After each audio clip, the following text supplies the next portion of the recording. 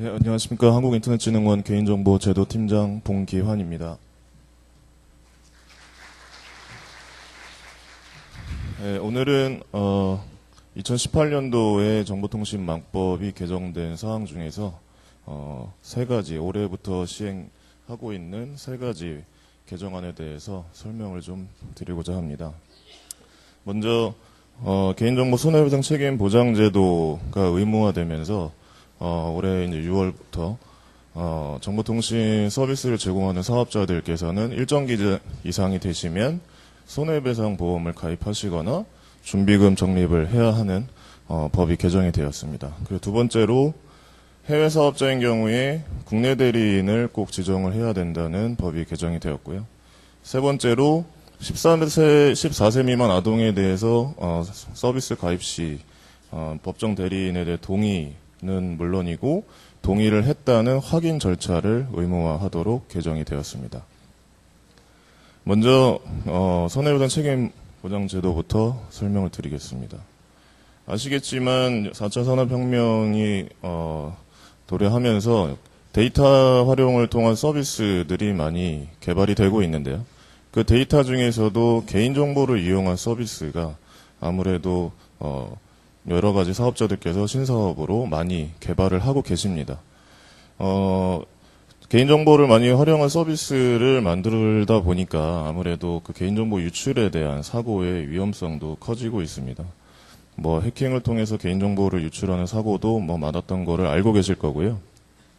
지난번 빗썸이나 인터파크, 뽀뽀도 마찬가지고, 이런 큰 사건, 큰 규모의 사업자들 뿐만 아니라, 이제는 영세 사업자들도 마찬가지고, 신규 사업을 하시는 사업자들께서도 빅데이터 분석이나 AI 등을 통해서 다양한 기술로 데이터를 활용한 서비스를 하려고 하시다 보니까, 아무래도 유출의 위험성이 더 커지고 있는 게 사실입니다.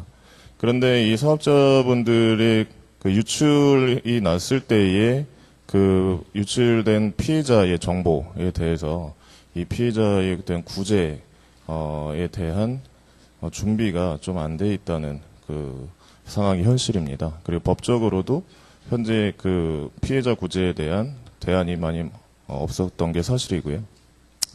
그래서 정보통신망법의 손해배상 보장조치 의무화를 하는 내용이 2018년도에 개정이 되었고 올해 6월부터 지금 시행하고 있습니다. 먼저 망법 제32조의 3 그리고 시행령 18조의 2가 개정이 되었는데요. 기본적으로 망법 32조의 3에서는 정보통신 서비스를 하는 자, 그리고 정보통신 서비스를 제공하는 자 등까지 포함을 해서 정보통신 서비스를 제공하시는 사업자분들은 망법 32조에 의해 따라 손해배상 책임 이행을 위해서 보험 또는 공제에 가입을 하거나 준비금을 적립하는 등의 조치를 취해야 된다고 개정이 되었습니다. 그리고 그 자세한 가입 대상의 범위나 기준에 대해서는 아래에 망법 시행령 18조의 2에 담았습니다. 기본적으로 대상이 되는 사업자의 기준은 매출액과 그리고 보유하고 있는 이용자 수를 기준으로 했고요. 직전 사업연도의 매출액이 5천만 원 이하는 면제를 했습니다. 저희가 규제개혁 심사를 하면서 영세사업자에 대한 보호를 위해서 매출액을 5천만 원 이상인 경우만 기준이 되고요. 이용자 수의 경우에는 직전 연도 연말 3개월 평균 이용자 수가 보유하고 있는 이용자 수가 1,000명 이상에 대해서 기준을 정했습니다. 여기서 아시다시피 정보통신 서비스 제공자에 대한 이제 정의 그리고 이제 범위 그 사업자분들께서는 그 본인이 이제 이 가입 대상에 해당이 되는지에 대해서 좀 궁금하신 분들도 많이 있고 문의도 많이 오고 있는데요. 기본적으로 전기통신사업법에 따른 전기통신 사업자는 모두 해당이 되고요. 또한 비영리 사업자일 경우에다 단체일 경우라도 영리 목적으로 전기통신 역물을 통해서 서비스를 제공하는 자 또는 그 정보의 제공을 매개하는 자면 모두 대상에 포함이 됩니다. 그래서 업종에 관계없이 뭐 인터넷이나 모바일상으로 그리고 웹사이트, 앱, 블로그 등을 통해서 이용자의 정보를 보유하면서 서비스를 제공하고 계시다면 모두 보험 가입 의무 대상에 해당되십니다. 정보통신 서비스 제공자로부터 개인정보를 제공받는 자도 해당이 되는데요.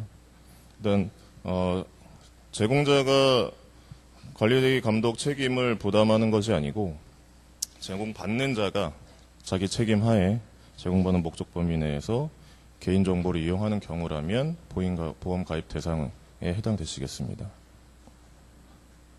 직전 사업년도 매출액 5천만 원 이상에 대한 기준은 지금 뭐 보험을 가입하거나 준비금 적립할 때 말씀드린 대로 전체 매출액에 해당이 되고요. 정보통신 서비스 외에 다른 서비스를 하고 계실 수도 있을 텐데 여기서는 그 정보통신 서비스에 해당하는 수익만이 그 매출만이 아니고 전체 사업자가 하고 계시는 전체 매출액에 해당이 되겠습니다. 그리고 이용자 수 1일 평균 1,000명 이상이라고 하면 단순 하루 방문자 수가 아니고요. 말씀드린 대로 직전 3개월 10월, 11월, 12월에 그 저장하고 있는 보관하고 있는 이용자 수가 일평균 매일 이용자 수를 다 합쳐서 92로 나눴을 때 1,000명 이상이 되면 보험 가입 의무 대상이 되십니다. 특히 뭐 대학이나 이제 병원 같은 비영리 기관이나 단체에서도 가입 의무 대상이냐라고 이제 문의가 많이 들어오시는데요. 기본적으로 이 이제 법의 취지가 개인정보를 가지고 있는데 유출이 되는 경우에 그 피해가 발생하느냐 안 하느냐를 두고 법이 개정이 된 것이기 때문에 비영리기관이나 단체라 할지라도 영리 목적으로 정보통신 서비스를 망을 통해서 제공하고 계시고 그리고 그 이용자에 대한 정보를 저장 보관하고 계시다면 저장 보관하실 때 매출액이 5천만 원 이상이고 직전 3개월 이용자 수가 1,000명 이상이라면 보험 가입 의무 대상에 해당되시겠습니다. 그리고 뭐 계약을 통해서 위탁 관계를 보셨을 때는 이제 수탁자의 경우에는 현재 망법상 수탁자가 이 손해배상 책임에 대한 준용을 하는 그 근거가 없기 때문에 일단 현재로서는 수탁자는 가입 대상에서 제외가 되겠습니다. 그리고 비회원인 경우에도 이용자 수로 산정을 해야 되는 것인가? 일단 비회원이더라도 개인정보를 가지고 있다면 그 또한 이용자 수로 산정을 해주셔야 되고요. 탈퇴회원이나 휴면 회원인 경우에도 DB 서버에 이용자에 대한 정보를 가지고 계시다면 모두 다 이용자 수 카운팅에 들어가겠습니다. 그리고 뭐 요즘에는 오토 서비스가 많이 늘어나다 보니까 온라인 서비스를 하시면서 오프라인 서비스도 많이 하시잖아요. 그래서 동시에 온라인, 오프라인을 하시는 사업자인 경우에 온라인을 통해서 매출액과 이용자 수의 기준 이상에 해당이 되시면 이 또한 대상에 포함이 되시겠고, 온라인에만 국한되지 않는 매출액으로 오프라인까지 합친 매출액을 산정하게 되겠습니다. 그래서 32조 3에 따라서 일단 그 시행령의 기준을 마련하게 되어 있고요. 그래서 시행령 제18조의 2에 가입 대상 사업자 규모 그리고 이용자 수 보유 규모에 따라서 좀 차등 적용을 하기 위해 기준을 나눴습니다. 기본적으로 이용자 수는 최소 1,000명 이상부터 이제 10만 명과 100만 명을 구분을 했고요. 매출액의 경우에는 최소 이제 5천만 원부터 중간에 이제 50억 그리고 800억 이렇게 구분을 했습니다. 요 기준은 중소기업과 관련된 법률에 따라서 그 매출 규모의 중소기업자의 매출 규모를 저희가 준용을 해서 기준표를 마련을 했고요. 1,000명 이상인 경우에도 타 법에서 따르는 이제 기준의 최소 기준 1,000명을 저희도 준용을 했습니다. 표에서 보시면 최저 가입 금액이 있고 예상 월간 보험료가 있는데요. 요거는 일단 뭐 보험사마다 요율이 이제 다를 거기 때문에 이제 저희가 평균을 가정해서 약 한 1.25% 정도 가정해서 월간 보험료를 산출한 것이고요. 일단 최저 가입 금액, 즉 최저 가입 금액이 보험을 가입했을 때는 최저 가입 금액이 되겠고 준비금을 적립했을 때는 최소 적립 금액이 될 텐데요. 1,000명 이상이면서 1,000명, 10만 명 안에 들어오시면서 5천만 원 이상 50억 이하의 매출을 내셨다고 하면 최저 가입금은 이제 5천만 원이고요. 그러니까 이 가입 금액에 대해서 연 60만 원, 월 5만 원 정도 보험료를 부담하신다고 생각하시면 되겠습니다. 그리고 최고 대부분 100만 명 이상의 이용자 수를 보유하고 계시고 매출액이 800억이 넘는다 하면 최저 가입 금액이 이제 보상 한도 금액이라고 보시면 되고요. 최소 보상 한도 금액이 이제 10억 원인데 10억 원에 대해 연간 내실 보험료는 한 1,000만 원 정도 되고 월 단위로는 한 100만 원 정도씩 낸다고 생각하시면 되겠습니다. 그리고 법상 이제 보험 가입뿐만 아니라 보험 가입을 대체해서 준비금을 적립할 수 있도록 제도를 병행해서 만들었습니다. 이는 한 해 이제 영업 활동을 하시고 남은 이제 영업이익을 나중에 개인정보를 통해서 사고가 났을 때, 개인정보 관련 사고가 났을 때 보상을 해줄 목적으로 준비금을 적립한다라고 이사회나 주주총회에 결의를 받아 놓으시면 되는데요. 그 금액은 앞에서 보여드렸던 보험 최저 가입 금액과 같습니다. 만일 보험 가입 대상 기준으로 봤을 때 그 금액이 만약에 최저 가입 금액이 10억이다. 10억에 대한 보험을 가입을 해야 된다고 하면 만약에 보험 대신에 준비금 적립을 하겠다. 사업자분께서. 그러면 준비금으로 10억을 적립을 해놓으시면 됩니다. 따로 보험 가입하실 필요 없고요. 그리고 보험만 가입하거나 준비금만 적립하는 거에 추가적으로 일부는 보험을 가입하고 일부는 준비금을 적립할 수 있게도 만들어놨습니다. 만약에 영업이익이 좀 부족하게 발생이 돼서 10억에 대한 준비 적립금을 마련을 해야 되는데 5억 정도밖에 마련이 안 된다고 하시면 준비금은 5억을 적립을 하시고 나머지 5억에 대해서는 보험 가입을 해주시면 되겠습니다.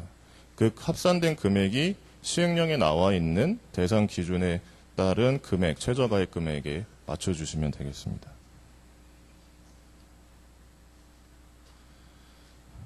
현재 이제 다른 법에서도 손해배상 책임 보험에 대한 내용들이 있는데요.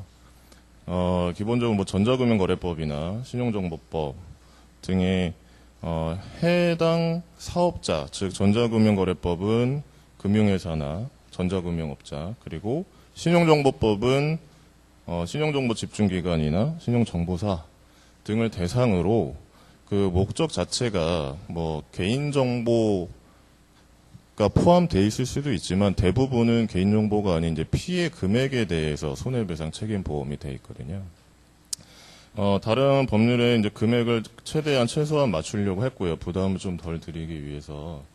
그리고 대상 자체는 정보통신 서비스 제공자 등이기 때문에 사업자 대상이 좀 다르고, 그다음에 손해배상의 이제 범위가, 이 손해의 범위가 개인정보 사고를 통한 망법의 개인정보법에 위반이 되는 분실, 도난 등 관련된 유출에 대해서 손해가 발생했을 때에 한해서 따로 정해진 법이기 때문에 만약에 타법에서 정해진 손해배상 책임 보험에 가입을 하고 있으셨더라도 거기 약관 내용 안에 개인정보를 통한 피해에 대한 손해보험 보상 내용이 없다고 하면 별도로 보험 가입이나 준비금 적립을 해주셔야 됩니다.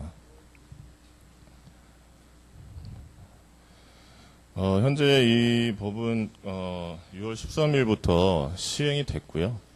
현재 인터넷진흥원과 방송통신위원회에서 정보통신 서비스 제공자 등을 대상으로 이제 설명회를 2차례 공청회를 한번 했고 6월 11일에는 보험 상품 관련해서 설명회를 했습니다. 일단은 보도자료를 보셔서 아시겠지만 올해 말까지는 이제 계도 기간을 두고 현재 그 가입 매출액을 다시 산정하시고 뭐 이용자 수도 다시 카운팅을 하셔서 그리고 거기에 맞는 보험사를 찾으셔가지고 해당 상품 가입을 해주셔야 되고요. 일단 연말까지 계도 기간을 드렸고 현재 아직 보험 상품이 많이 나오진 않았지만 이제 출시되어 있는 건 상품들이 좀 있습니다. 일단 해당 이제 보험사에 확인하셔서 보험 요율이나 대상 이제 범위에 대해서 한번 확인을 해주시고 연말까지는 해당이 되시는 사업자들께서는 보험 가입이나 준비금 적립을 해주시기 바라겠습니다. 다음은 해외 사업자의 국내 대리인 지정 제도 개정 시행에 대해서 말씀드리겠습니다. 아시겠지만 웹상을 통해서 해외 사업자들이 국내 이용자들 대상으로 서비스를 많이 하고 있고 점유율도 많이 차지를 하고 있는데요.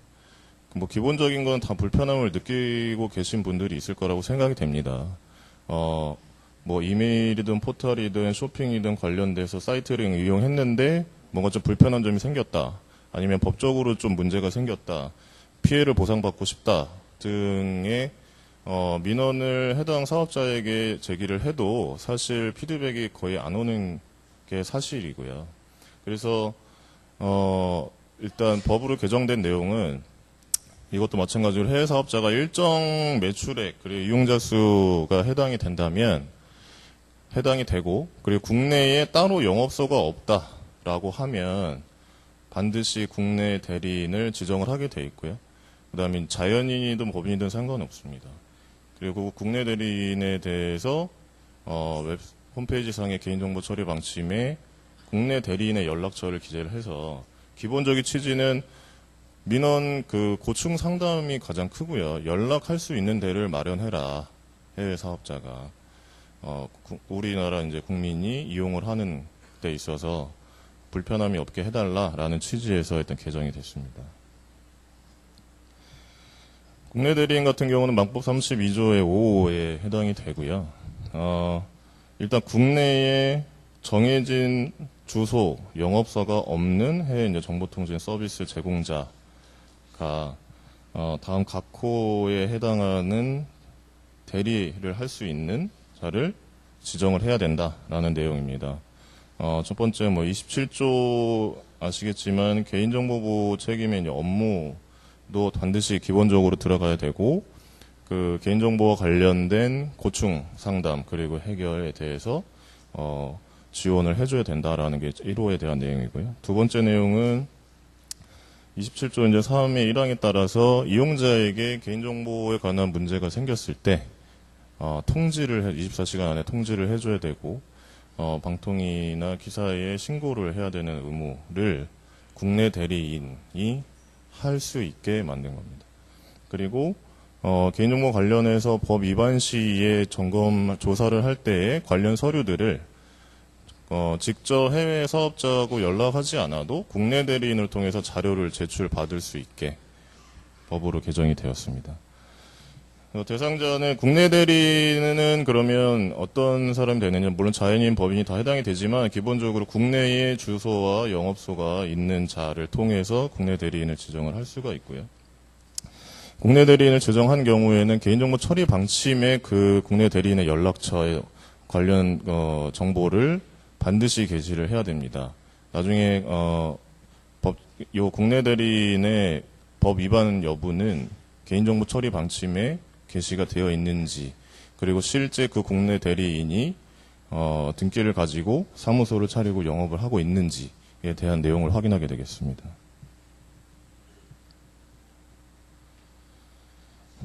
국내 대리인 지정 대상 범위를 시행령 제19조에서 보여주고 있는데요. 일단 전년도 매출액 기준이 1조 원 이상인 자, 그리고 정보통신 부분에 있어서 전년도 매출액이 100억 이상인 자, 또 전년도 말 기준 이용자 수가 1일 평균 100만 명 이상인 자, 그리고 이 외에도 개인정보 유출이 되었거나 그리고 뭐 개인정보에서 침해 가능성이 있다라고 판단이 돼서 방송통신위원회가 자료 제출을 요구하는 경우 등에 해당이 되겠습니다. 국내 대리인 지정 대상자는 일단 국내 대리인을 지정해야 되는 대상 사업자를 말씀드리는 겁니다. 국내 대리인 지정해야 되는 사업자는 현재 국내 주소와 영업소가 없고 대신에 아무 주소가 없더라도 한국어로 서비스를 하고 있고 대한민국 국민의 이용자를 저장 보관하고 있다고 하면 대상이 되겠습니다.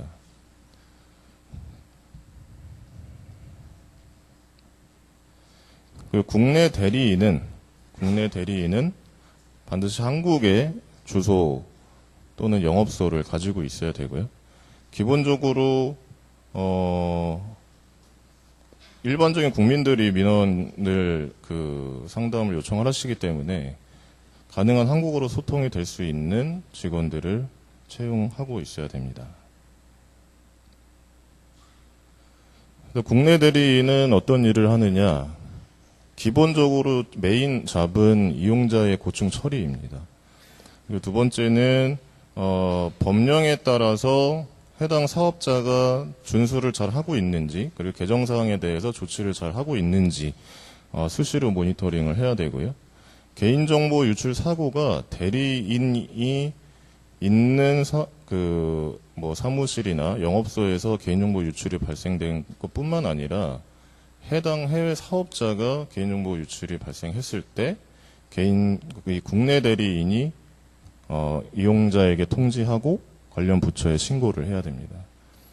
그리고 개인정보 유출이 된 상황, 그리고 되지 않았더라도 위험이 있는 상황이 됐을 때 자료 제출을 요구를 하면 이에 대해 이행을 해야 됩니다. 국내 대리인은 지정을 하는 거는 어렵지는 않고요. 이제 국내에 있는 로펌이 될 수도 있고 관련 법무 쪽 담당이 될 수도 있고 아니면 현재 주소를 두지 않았지만 관련해서 국내 사업자와 연계해서 국내 대리인을 지정을 하셔도 되고 개인한테도 지정을 하셔야 됩니다. 다만 서면으로 지정했다는 증빙 자료를 가지고 있으셔야 되고, 그리고 말씀드린 대로 반드시 웹사이트 홈페이지에 개인정보 처리 방침에 국내 대리인 지정을 했다는 사실과 관련 연락처 정보를 게시를 해줘야 됩니다.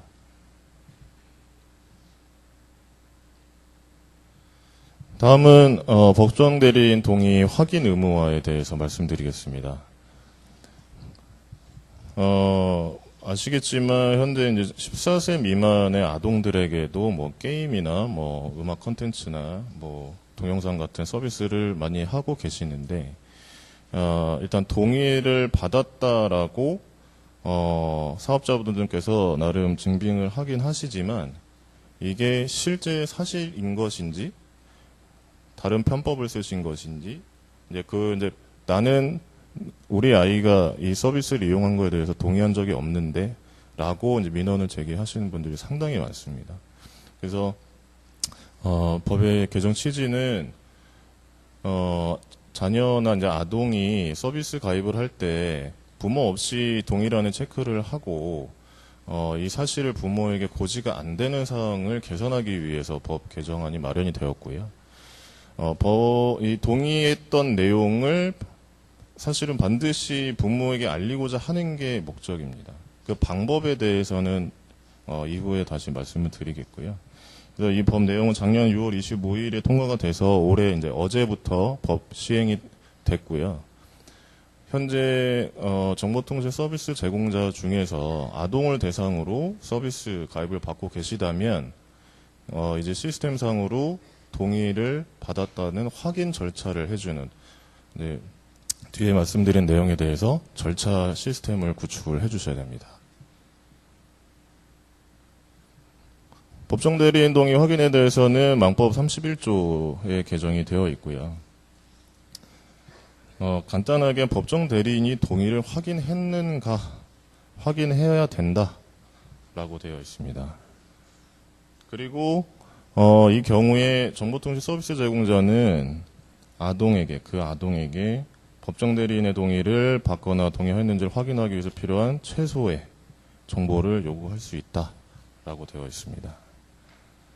그리고 시행령에 법정대리인 동의 확인을 하기 위한 방법을 대통령령으로 일단 규정을 했고요. 현재 나와 있는 7가지 내용은 저희가 일단 현재 서비스를 하고 계시는 유형을 좀 분류를 해서 나름 빠뜨리지 않고 넣으려고 하긴 했습니다. 근데 요 상황에 해당되지 않은 경우는 다 17조 2의 이제 7항에 해당이 되실 걸로 보고요. 기본적으로 확인하는 방법은 조문을 그대로 읽어드리면 첫 번째는 동의 내용을 게재한 인터넷 사이트에 법정대리인이 동의 여부를 표시하도록 하고 정보통신 서비스 제공자 등이 그 동의 표시를 확인했음을 법정대리인의 휴대전화 문자 메시지로 알린다. 두 번째는 법정대리인의 신용카드나 직불카드 등의 카드 정보를 통해서 본인 확인을 한다. 세 번째는 휴대전화 번호로 본인 인증한다. 가 되겠고요. 이제 네 번째는 서면으로 직접 우편을 보내서 동의를 했다는 확인을 다시 받는 서류를 가지고 계셔야 될 겁니다. 그리고 이메일을 통해서도 동의를 했고 이 동의가 맞는지에 대해서 이메일을 통해서도 보내시고 반드시 답장을 받아 놓으셔야 되겠습니다. 그리고 전화를 통해서도 그 부모님이 연락처 다 이제 서비스 가입할 때 나와 있을 거니까 전화를 하셔서 확인을 했다. 이거는 전화를 단지 했을 때 통화가 안 된다고 해서 연락만 했다라고 하는 게 확인이 되는 건 아니고요. 반드시 확인했다는 통화 내용이 있어야 되겠습니다. 나머지 이제 1호부터 6호에 해당하는 방법이 아닐지라도 그 준하는 내용으로 동의 내용을 확인했다라고 하시면 다른 방법을 제시를 해서 저희 이제 부처에 나중에 이제 점검을 나가거나 위반 사실이 확인됐을 때 소명을 하시면 되겠습니다. 그리고 구체적으로 절차를 이제 써놓긴 했지만 대부분 이제 이해는 되실 겁니다. 첫 번째 이제 말씀드린 데 시행령에 있는 거를 하나씩 그냥 절차를 넣은 거고요. 첫 번째 이제 휴대전화로 그냥 문자로 알리는 거. 사업자가 회원가입 단계 시에 당연히 이제 14세 미만인지 아닌지를 처음에 선택하게 하실 거고, 그다음에 웹사이트에 법정대리인의 동의를 이제 표시를 하실 거고, 그다음에 법정대리인의 동의 표시를 이제 확인을 하는데 요 내용을 법정대리인의 휴대전화로 문자로 발송을 해준다. 여기까지도 확인을 했다라고 일단 보기로 했습니다. 그리고 두 번째는 신용카드 등을 이제 입력을 이제 하게 해서 여기서는 동의할 때 표시를 하고 난 다음에 신용카드 법정 대리인의 신용카드나 직불카드 정보를 입력을 하게 해서 인증을 하는 방법이 되겠습니다. 그 세 번째는 법정 대리인 동의 표시하고 그 아래에 휴대전화 본인 인증, 지금 일반적으로 다 쓰시는 본인 인증을 그 칸에 넣어주시면 되겠고요. 그리고 서면으로 받는 경우는 우편이든 팩스든 일단 사업자 법정 대리인에게 동의 내용이 적혀져 있는 서면을 직접 보내시고 이 보낸 거를 확인하십니까? 라는 내용을 우편이나 팩스로 보내셔야 되고 거기에 동의했다고 서명 날인된 자료를 받아서 가지고 계셔야 됩니다. 이메일을 통해서도 같은 방법으로 동의 의사가 표시되어 있는 그 답장을 받으시면 되겠고요. 전화를 통해서는 말씀드린 대로 동의를 했다는 통화 내용이 있을 때까지 반드시 전화를 해주셔야 되겠습니다. 이상 올해 망법 개정돼서 시행되는 세 가지에 대해서 말씀을 드렸는데요. 이제 여기 계신 뭐 대부분들이 공공기관 CPO시거나 이제 사업자분들도 계실 수 있는데, 현재 이제 손해배상 책임보험 보장제도에 해당되시는 경우에 일단 관련해서 사업자가 대상에 해당이 되는지 아닌지, 그 기준이 그러면 매출액 산정을 어떻게 했는지 등등에 대해서 많이 뭐 문의가 있으실 텐데요. 관련해서 뭐 인터넷진흥원이나 방송통신원을 문의를 주시면 적극 답변을 해드릴 예정이고요. 실제로 여기 계신 분들은 이제 이용자의 입장이라고 보시면 내가 해외 사업자, 즉 뭐 대표적으로 뭐 여러 가지 해외 사업자들이 있겠지만 서비스를 이용할 때 일단은 그 고충을 해결할 수 있는 창구가 생겼다.